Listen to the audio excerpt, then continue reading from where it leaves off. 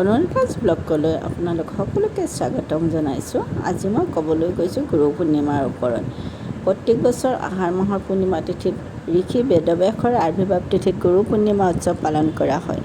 গুৰু পূৰ্ণিমা বা বাঘ পূৰ্ণিমা জৈন, হিন্দু, বৌদ্ধসকলে আন্তৰিকতাৰে পালন কৰা দেখা যায়। বিষ্ণু পুৰাণৰ মতে ব্যাসদেৱক নাৰায়ণৰ অৱতাৰ বুলি মনা হয়। ব্যাসদেৱে মহাভাৰত ৰচনা কৰিছিল আৰু বেদক 4 ভাগত ভাগ কৰিছিল।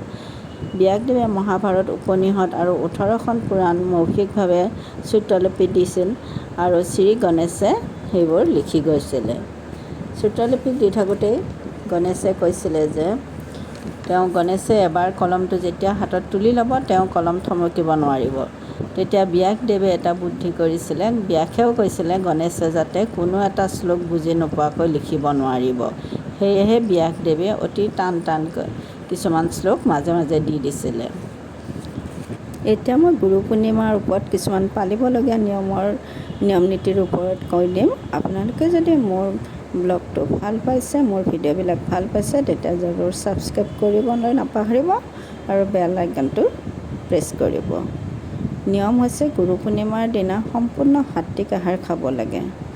ৰাতিপুৱা সোনকালে শুই উঠি গা পা ধুই শুদ্ধ মনেৰে বিষ্ণু বা নাৰায়ণক স্মৰণ কৰিব লাগে। ইয়াৰ বাহিৰে গুৰু পূৰ্ণিমাৰ দিনা বয়োজ্যেষ্ঠসকলক আদৰ সন্মান কৰিব লাগে। তাৰ উপৰিও ধূনা জ্বলাই ধূনা বাতিটোত সামান্য কৰ্পূৰ দিব আৰু সেই ধূনাৰ ধোঁৱাটো গোটেই ঘৰটোতে আপোনালোকে দি দিব।